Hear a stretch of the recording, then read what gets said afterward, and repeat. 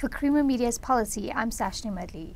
Researcher and analyst Professor Raymond Suttner joins me today to discuss xenophobia. Welcome, Professor. Morning. Now, in your column, you seem to point out that xenophobia is not actually based on whether the migrants are here legally or not. Just tell us a bit more about that. Well, you know, the claim is made that they're only concerned about those who are here illegally, so the borders must be patrolled and all this sort of thing. But the people who get attacked, there's no way you can distinguish who's legal, illegal when you go and burn down shops. They don't first say, "Can I see your papers?" In any case, the people who go and burn down the shops have got no authority to ask for papers. So at a public level, when people are incited or they go and attack foreigners, it's got nothing to do with legality, illegality. And I think when the DA and the ANC put this in their manifestos, they don't want to be identified as xenophobic. So they claim that they're only concerned with legal, illegal migrants. However, they say this is what we are getting from our constituencies. Now, when you hear from your constituencies that people are complaining that jobs are being taken by foreigners or that the social services are being taken by foreigners, they're not drawing a distinction usually between legal and illegal. So the truth of the matter is that xenophobic sentiment does not in reality distinguish between legality and illegality. It's a fig leaf to try and cover the betrayal of an understanding of freedom as universal, as applying to all human beings. And it's especially terrible as betrayal in the case of South Africa, where freedom fighters were given shelter all those years and they didn't say, "Where's your papers?" And it's not following the Freedom Charter. No, the Freedom Charter does not refer to citizenship.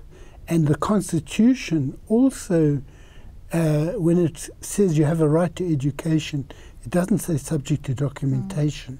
So there's a lot of things which are being violated in this, and it's shameful, and it's a sort of cheap way of justifying it by claiming that all you're doing is trying to apply the law. That's not true.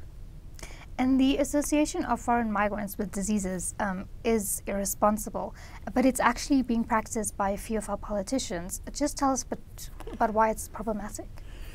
Well, I haven't read a lot of Hitler, but I did, when I wrote on xenophobia after the Minister of Health, Motsoaledi, made some statement about disease, and Mashaba had spoken about these people bringing Ebola.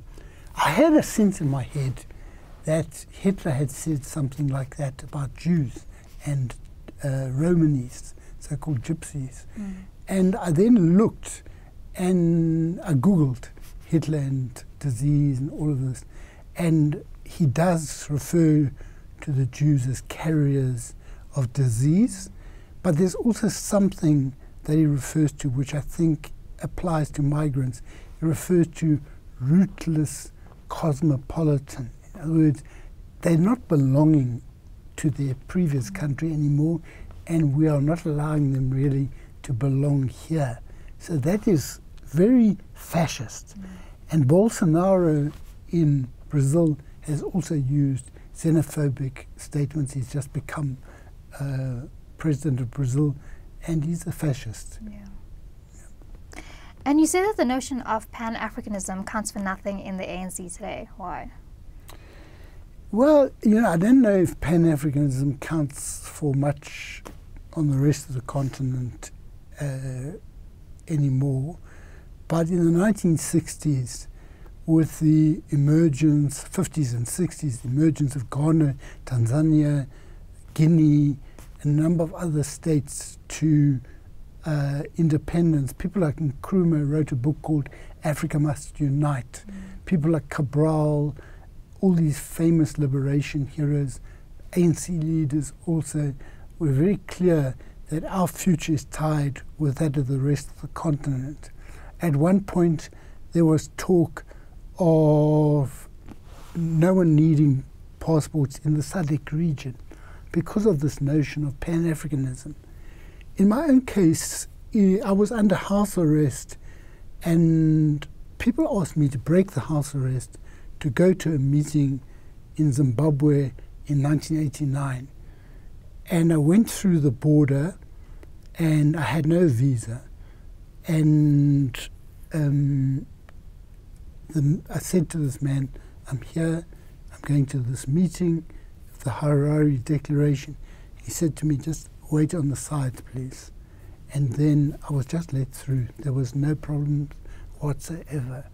And that was Pan-Africanism in action.